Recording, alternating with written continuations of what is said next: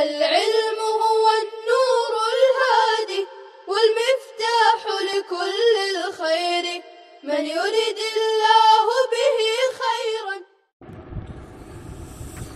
بسم الله الرحمن الرحيم. والكلام على رواية المبتدع على مقامات. الأول ردها مطلقا إذا كان ممن يكفر ببدعته. قال النووي في الإرشاد في المجلد الأول على صفحة 300: المبتدع الذي يكفر ببدعته لا تقبل روايته بالاتفاق. الثاني قبولها إذا كان معروفا بالصدق، وإذا لم تكن روايته مما تعضد أو تشيد بدعته. قال الحافظ ابن حجر في هدي الساي على صفحة 82 و300: اختلف أهل السنة في قبول حديث من هذا سبيله، أي المبتدع،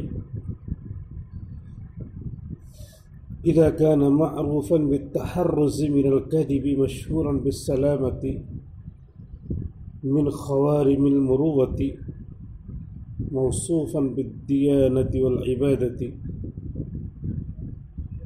فقيل يقبل مطلقا وقيل يرد مطلقا. والثالث التفصيل بين أن يكون داعية لبدعته أو غير داعية، فيقبل غير الداعية ويرد حديث الداعية. وهذا المذهب هو الأعدل، وصارت إليه طوائف من الأئمة. وادعى ابن حبان إجماع أهل النقل عليه، لكن في دعوى ذلك نظر.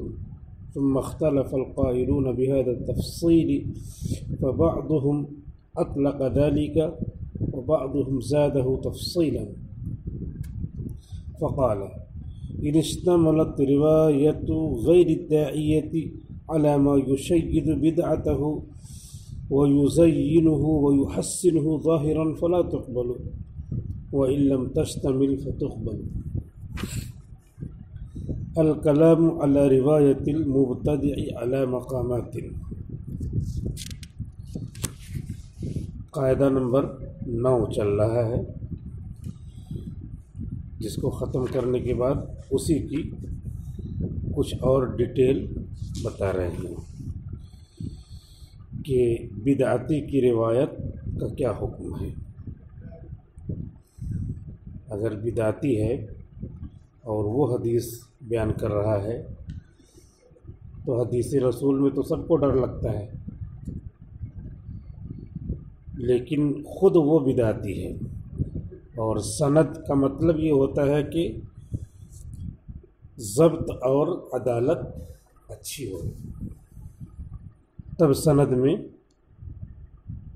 مقام اچھا ہوگا، ورنہ جرح و تعدیل میں یہ مجروح ہو جائے گا اور معدل نہیں ہوگا، عادل نہیں قرار دیا جائے گا. تو بدعتی ہونا تو ایک عیب ہے. الطعن فی الراوی میں کذب ہے، اسی میں ایک کیا ہے؟ البدعت، فسق ہے، بدعت ہے. یہ بدعتی ہے. بدعتی کی روایت کا کیا حکم ہے؟ تو اس کو بتایا کہ بدعتی کی روایت کے بارے میں محدثین کی 3 جماعتیں ہو گئی ہیں. ایک تو سختی برتتے ہیں، ان کی روایت کے قبول کرنے میں نہایت متشدد ہیں. ردوها، انہوں نے رد کر دیا ہے، اطفاء لبدعتہم، تاکہ ان کی بدعت آگے چلے نہیں. ان کا مذہب لوگوں کی نظروں میں مذموم، اور ان کو چھوڑنے سے لوگوں کو بھی زجر و توبیخ ہو، ان کو بھی ہو. تو ایک متشدد ہیں، ان کی روایت نہیں لی جائے گی، رد کر دی جائے گی۔ دوسرے یہ ہے کہ کیا مرنے کے بعد ان کی حدیثوں سے حجت پکڑی جائے گی یا زندگی میں پکڑی جائے گی؟ تو کہہ رہے ہیں زندگی میں چونکہ توبہ کا چانس ہے، اس وجہ سے دوسری جماعت یہ ہے کہ زندگی میں تو ان کی روایت کردہ حدیثوں سے ایک حد تک حجت پکڑ سکتے ہیں، لیکن مرنے کے بعد تو پختگی ہو گئی، مضبوطی ہو گئی۔ اور خاص طور پہ اذا انفردوا، اگر ہم اکیلے ہی نقل کر رہے ہیں تب تو جو ہے ان کی حدیث کسی طرح قبول نہیں کی جائے گی۔ مرنے کے بعد تو جس حالت میں مرے ہیں ابتداء پر، بدعتی ہونے پر، وہی حالت رہ جائے گی۔ لہذا مرنے سے پہلے، یہ جو دوسری جماعت ہے، مرنے سے پہلے ان کی بدعت کو ایک حد تک قبول کیا جا سکتا ہے۔ بدعت کا مطلب بدعتی کی روایت، لیکن مرنے کے بعد تو کسی طرح نہیں۔ تو یہ پہلے اور دوسری جماعت میں محدثین کی فرق ہو گیا۔ اور تیسری جماعت یہ ہے کہ اگر وہ بدعتی اپنی بدعت کا داعی نہیں ہے، اپنی بدعت کو غلط سمجھتا ہے، ذکر کہیں نہیں کرتا، صرف روایت کرتا ہے، روایت کی جگہوں پہ، حدیث بیان کرنے کی جگہوں پہ حدیث بیان کرتا ہے، ایسا کہیں نہیں ملا کہ ایک آدھ حدیث اپنی بدعت کی موافقت میں نقل کر دیا ہو اور جو ہے افتراء کر لیا ہو، ایسا ملتا نہیں۔ تب تو اس کی روایت کیا ہوگی؟ قبول کر لی جائے گی۔ اس کا اپنا مسلک ہے، بدعتی دوسرے لوگ اس پر بدعت کا الزام لگاتے ہیں، لیکن اس کو اس انداز سے معید نہیں کیا گیا ہے کہ وہ اپنی بدعت کے تائید میں کبھی کچھ نقل کرتا ہو۔ یہ تیسری جماعت ہو گئی، یہ کہتے ہیں کہ ان کی روایت کو قبول کیا جائے گا، ان سے نقل کیا جائے گا۔ چنانچہ اسی کو بیان کر کے علی ابن مدینی نے یحییٰ ابن سعید قطان سے کہا تھا کہ عبد الرحمن محدث کہتے ہیں کہ ہر وہ شخص جو بدعت میں سرغنہ ہو، بدعت کا داعی ہو، اس سے حدیث نقل نہ کرو۔ تو کہہ رہے ہیں کہ ٹھیک ہے، نقل نہ کرو، لیکن یہ ہے کہ ایسے بدعتی بہت سارے ہیں کہ جس کو دوسرا بدعتی قرار دیتا ہے اور یہ خود کیا بہت بڑے محدث ہیں۔ تو کہہ رہے کہ قتادہ کو آپ کیا کریں گے، ابو رواد کو کیا کریں گے، عمر ابن ذر کو کیا کریں گے؟ یحییٰ ابن سعید قطان نے کہا کہ صرف ضبط اور جرح میں، ضبط میں جرح اور عدالت میں جرح کو دیکھا جائے گا۔ ان ترکت هذا الضرب ترکت ناسا کثیرا، اگر تم نے اس طرح بدعتی لکھا ہوا ہے اور الجماعت المبتدعۃ دیکھ کر کے چھوڑ دیا، تب تو ترکت کثیرا من الناس، کثیرا ناسا کثیرا چھوڑ دو گے۔ ایسے نہیں، بلکہ خود پرکھو، اور پرکھنے والوں نے ان کے بارے میں ضبط اور عدالت کی گواہی دی ہے، تب تو وہ ضابط اور عادل ہوں گے اور ان کی حدیث لی جائے گی۔ اور اگر انہوں نے ان کے ضبط پہ تبصرہ کیا ہے اور عدالت پہ تبصرہ کیا ہے، تب پھر جو ہے وہ مجروح ہو جائیں گی، ان کی حدیث منکر ہو جائے گی، ان کی حدیث موضوع ہو جائے گی، جو حکم پہلے ہم نے پڑھا ہے وہ حکم آ جائے گا، پھر چھوڑ دیا جائے گا۔ اب یہاں تک گفتگو کرنے کے بعد کہہ رہے ہیں والکلام علی روایت المبتدع علی مقامات، خلاصے کے طور پہ جو تفصیل کے انداز پہ ہے کہ مبتدیوں کی، بدعتیوں کی روایت پر گفتگو چند مقامات پر ہے، الاول الثانی الثالث کہہ کر کے، الرابع کہہ کر کے بیان کر رہے ہیں۔ الاول ردها مطلقا اذا كان مما يكفر ببدعته، پہلا مقام یہ ہے کہ بدعتی کی روایت مطلقاً رد کر دی جائے گی، اذا کان، جبکہ وہ ان لوگوں میں سے ہو جس کی تکفیر کر دی جاتی ہے بدعت کی وجہ سے۔ ایک راوی ہے جو بدعت مکفرہ کا مرتکب ہے، ایسی بدعت اس کے اندر ہے جس سے وہ کافر ہو جائے گا، جس سے کیا ہے وہ کافر ہو جائے گا۔ مثال کے طور پہ بدعت کیا ہے؟ قبر کے اوپر سجدہ کرتا ہے، اس کو جائز سمجھتا ہے، تو شرک ہو گیا، اور یہ شرک کفر کے معنی میں ہے۔ اب جب یہ شرک و کفر کے معنی میں جائز سمجھ رہا ہے اور کر لیا تو پھر یہ بدعت مکفرہ ہے.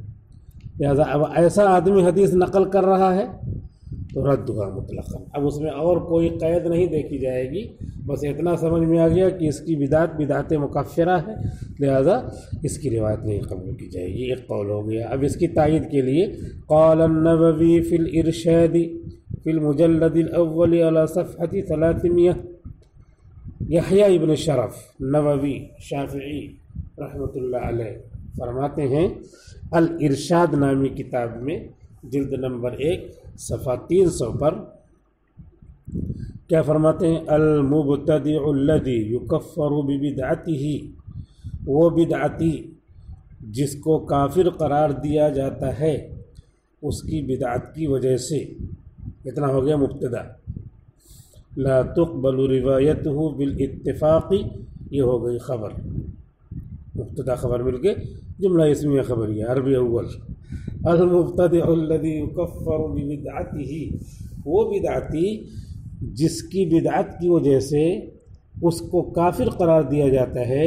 لا تقبل روایتہ، اس کی روایت کو قبول نہیں کیا جائے گا. بالاتفاق، الف لام مضافرہ کے بدلے میں ہے.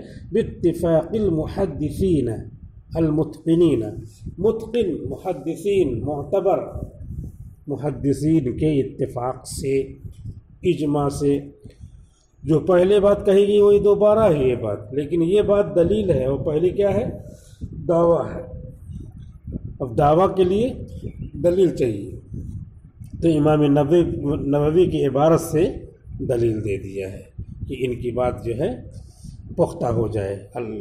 الاول ردها مطلقا اذا كان مما يكفر ببدعته، تو جس بات کی دلیل دی جا رہی ہے ظاہر سی بات وہ بات رہنا چاہیے دلیل میں، تو یہ دلیل میں موجود ہے. تو دلیل کا مطلب کیا ہے؟ تائید.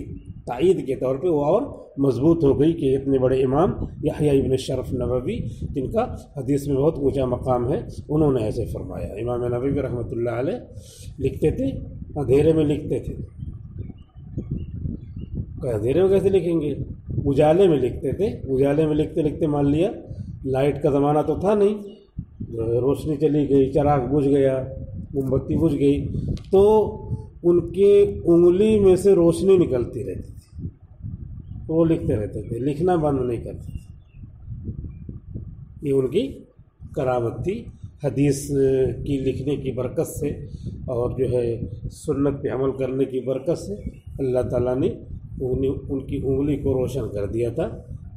مادی روشنی دے رکھی تھی، معنوی روشنی تو تھی ہی، دل روشن ہے ہی، لیکن مادی روشنی بھی دے رکھی تھی. تو ان کے قول سے تائید کر رہے ہیں، تائید کروا رہے ہیں اس کی.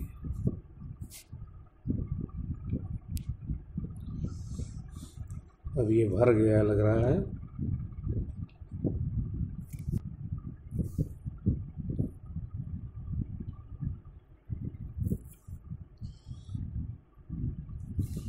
چالو ہو گیا، اس کو ڈیلیٹ کرنا پڑے گا. تو المبتدع الذی یکفر ببدعتہ، وہ بدعتی جس کو کافر قرار دیا جاتا ہے اس کی بدعت کی وجہ سے لا تقبل روایتہ بالاتفاق، تو اس کی روایت کو بالاتفاق قبول نہیں کیا جائے گا. ای باتفاق المحدثین اہل العلم، اہل علم سے مراد علم حدیث. یہ دلیل ہوگی. الثانی قبولها اذا كان معروفا بالصدق، دوسری بات یہ ہے کہ حدیث کو بدعتی کی قبول کیا جائے گا. مصدر ہے، اس کو مضارع بنا کے عمل ترجمہ کیا جاتا کبھی کبھی، اس کو کہتے ہیں عبارت کھول کر، عبارت کو فق کر دیا. قبولها ای یقبل، بدعتی کی روایت کو قبول کرنا ہے جبکہ وہ مشہور ہو صدق میں، جبکہ وہ مشہور ہو صدق میں. وَإِذَا لَمْ تَكُنْ رِوَایَتُهُ، اور جب اس کی روایت نہ ہو مِمَّا تَعْضُدُ، جو اس کی بدعت کو مضبوطی عطا کرے، او تُشَيِّدُ بِدْعَتَهُ، یا اس کی بدعت کو مستحکم کرے. شید یشید تشیید مستحکم کرنا۔ دوسری بات، پہلے کا خلاصہ کیا ہے؟ پہلے کا خلاصہ ہے کہ اگر بدعت مکفرہ کا مرتکب ہو تب تو اس کی روایت قبول نہیں کی جائے گی۔ دوسرے کا حاصل یہ ہے کہ صادق ہو، صدوق ہو، ثقہ ہو اور اپنی بدعت کی تائید میں حدیثیں نقل نہ کرے تو قبول کی جائے گی۔ قال الحافظ ابن حجر فی هدی الساری على صفحة 82 و300۔ حافظ ابن حجر اسقلانی رحمۃ اللہ علیہ ہدی الساری صفحہ 382 پر نقل کرتے ہیں۔ اب دوسری بات کہ صدوق ہے اور اپنی بدعت کی تائید میں حدیثیں نقل نہیں کرتا تو اس کی حدیث، اس کی روایت قبول کی جائے گی۔ اس کی تائید میں یہ عبارت نقل ہو رہی ہے، گویا کہ کیا ہے، جو بات کہی گئی وہی بات اس میں ہے، تھوڑا پھیلا کر کے۔ چنانچہ دیکھیے، اختلف اہل السنت فی قبول حدیث من ھذا سبیلہ۔ اہل سنت نے اختلاف کیا ہے۔ آج کل کے اہل سنت سمجھ گئے بریلوی لوگ کہ ہماری بات چل رہی ہے مدرسہ اہل سنت بحر العلوم، تو اہل سنت وہ اپنے کو سمجھتے ہیں، یہاں اہل السنتی اہل البدعت کے مقابل میں ہے۔ اہل سنت نے اختلاف کیا ہے اس شخص کی حدیث کے قبول کرنے میں جس کا یہ طریقہ ہو، یعنی بدعت والوں کا طریقہ، ای المبتدع، یعنی وہ مبتدع بدعتی ہو، اذا كان معروفا بالتحرز من الكذب، جبکہ وہ مشہور ہو جھوٹ سے بچنے میں، مشہورا بالسلامت من خوارم المروت، جانا پہچانا ہو مروت کو ختم کر دینے والی چیزوں سے سلامتی میں، مروت کو جو چیزیں عیب لگائیں اس سے یہ بچا ہوا ہو، موصوفاً بالدیانت والعبادت، دیانت اور عبادت سے متصف ہو، دیندار ہو، یہ بتا دیا۔ بدعتی تو ہے لیکن بقیہ ایسی چیزیں جو اس کی بدعت کو تقویت پہنچائیں وہ نہیں ہے۔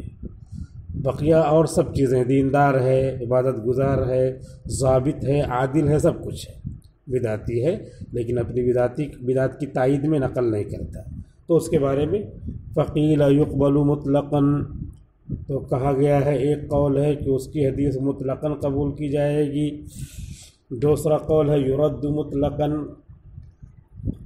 کہا گیا ہے کہ اس کی حدیث نہیں قبول کی جائے گی۔ جنہوں نے کہا کہ مطلقاً قبول کی جائے گی انہوں نے ان کی بدعت کی طرف نظر نہیں کیا بلکہ ضابطوں کی طرف نظر کیا۔ جنہوں نے کہا کہ رد کر دی جائے گی مطلقاً، انہوں نے کہا بدعتی ہے، بدعتی کی چیز کو چلنے دیں گے تو بدعت کو فروغ حاصل ہوگا، تو نظر کی وجہ سے قول بنا ہے۔